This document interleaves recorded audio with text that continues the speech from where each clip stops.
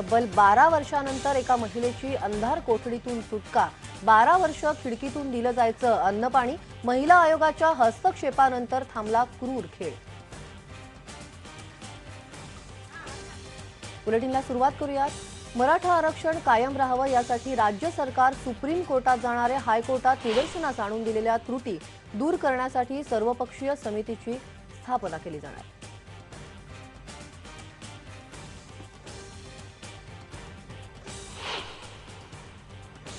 पुन्हा निवडणुका राज्याला परवडणाऱ्या नाहीत, पण सरकारमध्ये सामील होण्याची शक्यता नाही। अजित पवारांची आणखी एक गुगली। आंदोलन न करता नव्या सरकारला वेळ देण्याचं केलं आवाहन।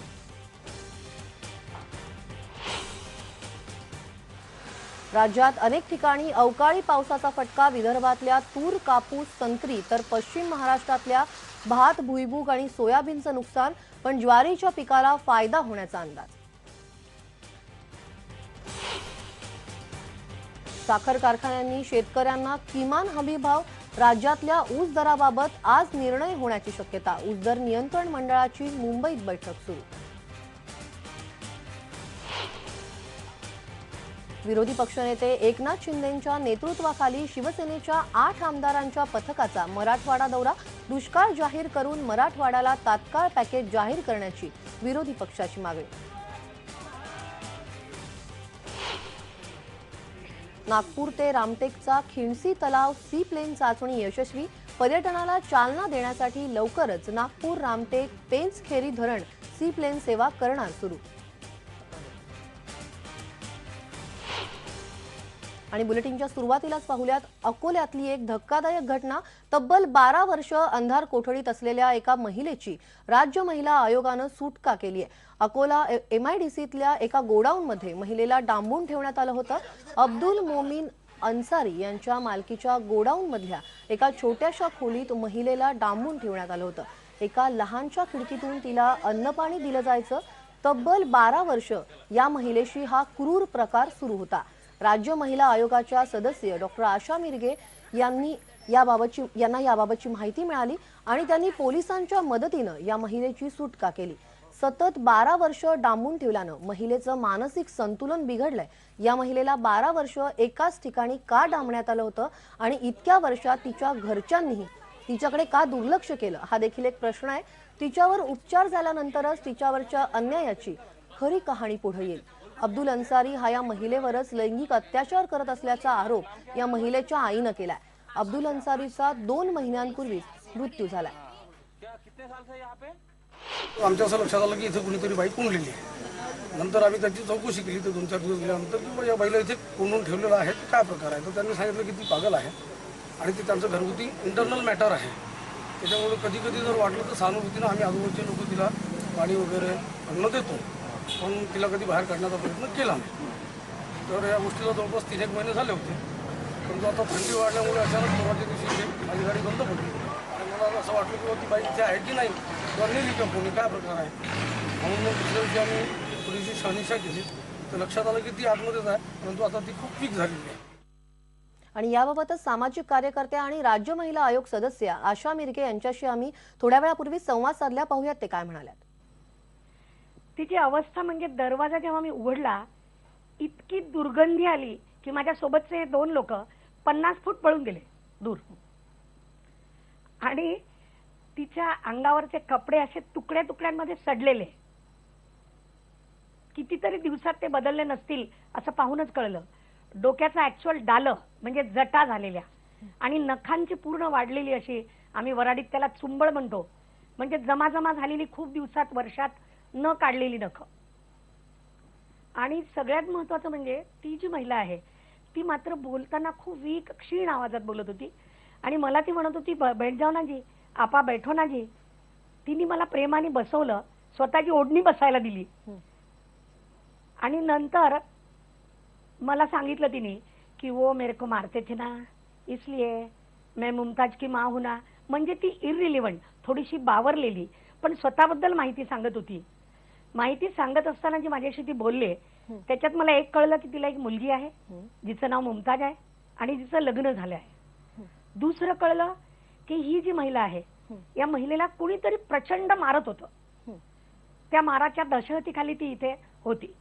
आणि नंतर ती स्वतःच्या घराकडे मला पाहूही द्यायची नाही त्या दरवाजाच्या आत, कारण पूर्ण तिचे नैसर्गिक विधी तिथेच केलेले होते. दरम्यान आज महिला सुरक्षेविषयीचा न्यायमूर्ती चंद्रशेखर धर्माधिकारी समितीचा अहवाल राज्य सरकारला सादर झालाय.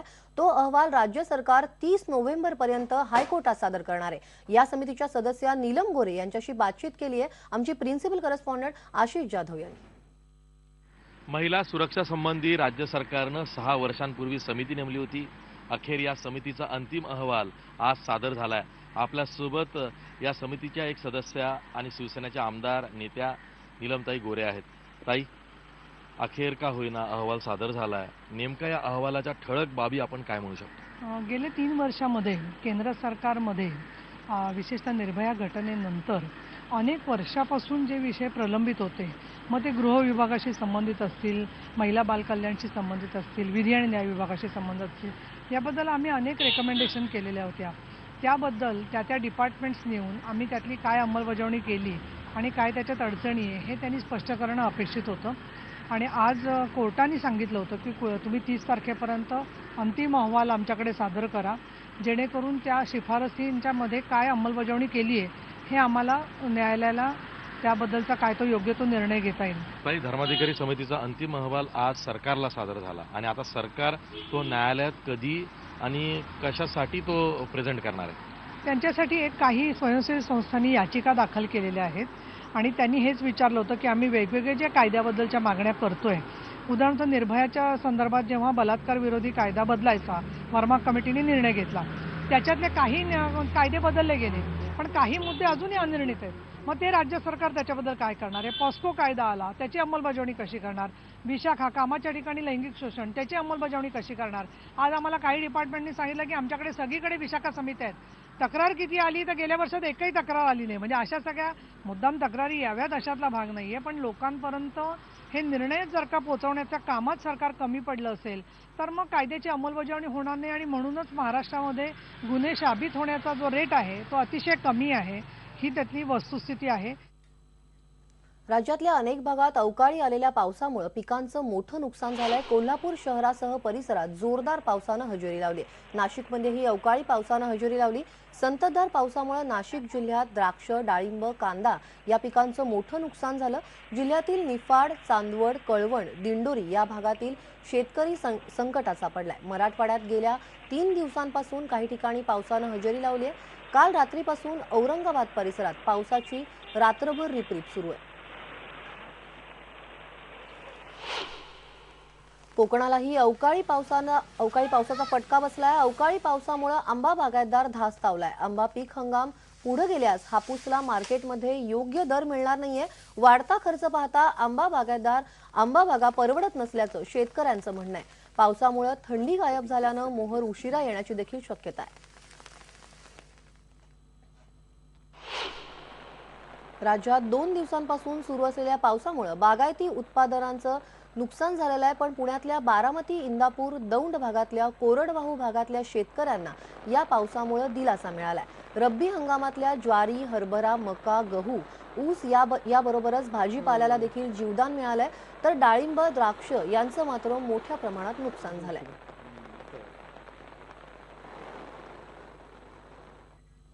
आज विरोधी पक्षनेते एकनाथ शिंदे यांच्या नेतृत्वाखाली शिवसेनेच्या 8 आमदारांनी मराठवाडा दौरा केला. यावेळी त्यांनी शेतकऱ्यांच्या समस्या जाणून घेतल्या. त्यांनी मराठवाड्यासाठी पॅकेज जाहीर करण्याची मागणी केली.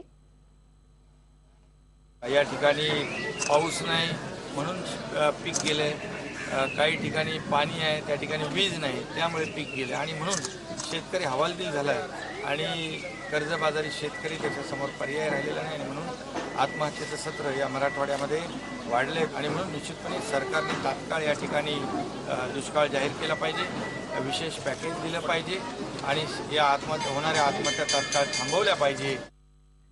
आणि कोकणातल्या आणि मराठवाड्याच्या अवकाळी पावसानंतरच्या परिस्थितीची माहिती देण्यासाठी आता माझ्याबरोबर रत्नागिरीचे ब्युरो चीफ दिनेश केळुसकर आहेत, त्याचबरोबर औरंगाबादचे ब्युरो चीफ सिद्धार्थ गोदाम आहेत. आधी आपण जाणार आहोत रत्नागिरीकडे. दिनेश, या अवकाळी पावसाचा किती फटका कोकणातल्या भात पिकांना आणि आंबा बागांना बसलाय आणि कोणत्या प्रकारचे नुकसान भरपाईचे निकष लावले जात आहेत?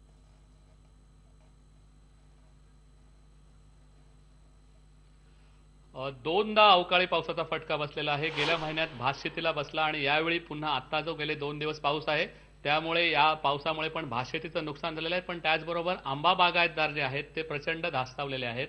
मोहर कुठे कुठे यायला सुरुवात झालेली आहेत आणि नेमका आज पाऊस पडल्यामुळे गेले 2 दिवस वातावरण पूर्ण ढगाळ आहे आणि त्यामुळे आंबा पीक जे आहे उशिरा येणार आहे. आणि उशिरा जरी आलं तरी विशेषतः शेतकऱ्यांनी, आंबा बागायतदारांनी ज्या फवारण्या केलेल्या आहेत, सध्या हे फवारणीचे दिवस आहेत आणि त्या फवारण्या वाया गेलेल्या आहेत. त्यामुळे पुन्हा एकदा खूप मोठा खर्च हा सगळा शेतकऱ्यांना येणार आहे. निकष बघा सरकारचे काय आहेत ते नुकसान भरपाईचे. जर 65 मिलीमीटर पाऊस पडला तरच ही अतिवृष्टी गृहीत धरण्यात येते सरकारच्या भाषेत आणि मग पंचनामे केले जातात, मग नुकसान भरपाई देण्यात येते. त्यामुळे भातशेतीचे तर नुकसान मिळण्याची शक्यता खूप कमीच आहे. आंब्याच्या विम्याच्या बाबतीत जर म्हटलं आपण तर आंब्याच्या विम्याचे निकष म्हणजे जानेवारी नंतर जर पाऊस पडला तर विचार केला जातो. परंतु गेल्या 5-6 वर्षापासून जे हवामान बदलत आहे, वातावरणातले बदल आहेत ते पाहता ही मागणी शेतकऱ्यांची अशी आहे की नोव्हेंबर पासून हे निकष लावावेत. नोव्हेंबरमध्ये जरी पाऊस पडला तरी ते नुकसान भरपाई योग्य असावं आणि विमा संरक्षित असावं पीक, अशी मागणी करण्यात येते. त्यामुळे आंबा काय किंवा भात काय हे निकषात बसणार नाहीये आणि याचा आवाज या विधानसभेच्या अधिवेशनामध्ये हा प्रश्न विरोधी पक्षाच्या नेत्यांना उठवावा लागेल कोकणला न्याय द्यायचा असेल तर, आणि याकडे शेतकरी डोळे लावून आहेत. बरोबर. तेव्हा दिनेश, आता चुकीचे निकष लावल्यामुळे सुद्धा आंबा पीक आणि भात पीक धारकांना याबाबतची आता नुकसान भरपाई मिळेल की नाही ही देखील एक शक्यताच, साशंकताच आहे. तुम्ही असेच बरोबर आहात. आता आपल्या बरोबर औरंगाबादचा ब्युरो चीफ सिद्धार्थ गोदाम आहे. सिद्धार्थ, हा अवकाळी पाऊस आत्ताच्या घडीला शेतकऱ्यांना फायद्याचा आहे की तोट्याचा मराठवाड्याच्या दृष्टीने, आणि कोणकोणत्या पिकांना याचा फायदा होणार आहे किंवा कोणत्या पिकांना याचा तोटा होणार आहे? स्नेहल, या पावसाचा मराठवाड्याला नक्कीच फायदा होणार आहे. कारण आपण बघू शकतो मागच्या हंगामातही कमी पाऊस पडल्यामुळे शेतीमध्ये काय पिकं आलेली नाही. त्यामुळे या पावसामुळे पिकं खराब होतील अशी परिस्थिती मराठवाड्यात नाही. थोडं बहुत नुकसान जे होईल, जो कापूस फुटलेला आहे तो भिजेल, त्याला काळी बुरशी लागेल. आणि दुसऱ्या बाजूने आपण बघितलं तर द्राक्षाला थोडंसं नुकसान आहे. त्या द्राक्षाची पिकं आली असतील तर त्यावरही बुरशी पडेल. दुसऱ्या बाजूने मराठवाड्यासाठी हा पाऊस नवसंजीवनीच आहे. कारण रब्बीची पिकं आता तरतील. आपण बघू शकतो ज्वारी काही ठिकाणी पेरलेली आहे, त्यांना आता पावसाचा पाऊस भेटला त्यामुळे ती ज्वारी आता जोमाने वर येईल. दुसऱ्या बाजूने हरभरा फुटलेला आहे, त्या हरभऱ्याचे दाणे जोमाने भरतील. तूर आहे, ज्या ठिकाणी तुरीला शेंगा फुटलेल्या आहेत त्या ठिकाणी त्या शेंगांमध्ये दाणे दमदार भरतील. एकंदरीतच महत्वाचं म्हणजे जी कोरडी जमीन होती गेल्या अनेक दिवसांपासून ती आता ओली झालेली आणि ओल्यामुळे शेत जमिनीची जी पिकं आहे त्याला फायदा होणार आहे. ज्या पद्धतीनं कोकणामध्ये आंब्याला नुकसान होणार आहे त्या पद्धतीनं मराठवाड्यात आंब्याला नुकसान होणार नाही. कारण आंबा हा 1 महिना उशिरा येतो कोकणाच्या, तर मराठवाड्यातील आंबा, त्यामुळे आंब्याचा हंगाम लांबेल. पण आंबा चांगल्या पद्धतीने एकंदरीतच हा पाऊस जो आहे मराठवाड्यासाठी फायद्यातच म्हणावं लागेल. बरोबर. तेव्हा अवकाळी पावसाचा फटका बसणार आहे आणि शेतकरी त्यामुळे अडचणीत आलेला आहे. धन्यवाद दिनेश, धन्यवाद सिद्धार्थ. मराठवाड्यात म्हणावा तसा पाऊस न झाल्यानं या अवकाळी पावसाचा मराठवाड्याला फायदा होणार आहे, तर कोकणातल्या शेतकऱ्यांना मात्र या अवकाळी पावसाचा चांगलाच फटका बसलाय. आणि यासोबतच आता इथे घेणार आहोत एक छोटासा ब्रेक. पहा फक्त IBN न्यूज.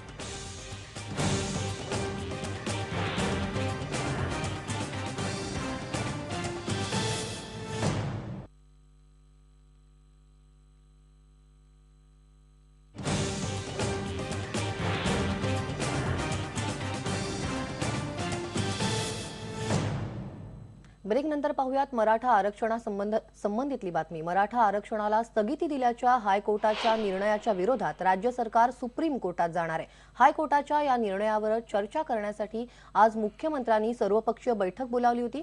तसंच हायकोर्टाने निदर्शनास आणून दिलेल्या त्रुटी दूर करण्यासाठी सर्वपक्षीय समिती स्थापन करणार असल्याचंही राज्य सरकारनं सांगितलंय. राणे समिती संदर्भात हायकोर्टानं घेतलेल्या आक्षेपांची शहानिशा करण्यासाठी अभ्यास गट नेमणार असल्याचंही मुख्यमंत्री देवेंद्र फडणवीस यांनी सांगितलंय. मात्र या बैठकीला राष्ट्रवादी काँग्रेसचा एकही नेता हजर नव्हता. बुलेटिनमध्ये वेळ झाली एका छोट्याशा ब्रेकची. पहा फक्त IBN न्यूजमध्ये.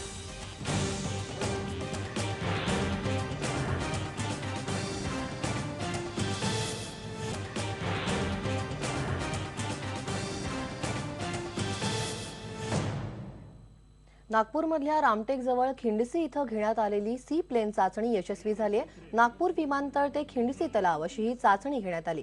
सी प्लेननं हे अंतर 15 मिनिटात कापलं. नागपूर रामटेक पेन्सखेरी धरण असा मार्ग पर्यटकांसाठी लवकरच सुरू होणार आहे. त्यामुळे रामटेक जवळचा प्राचीन महत्त्व असलेला परिसर आकाशातून पाहता येणार आहे. आणि महाराष्ट्र नामामध्ये इथेच थांबूयात, पण बातम्यांचा ओघ IBN लोकमतवर असाच सुरू राहील. अचूक बातमी, ठाम मत, पहा फक्त IBN लोकमत.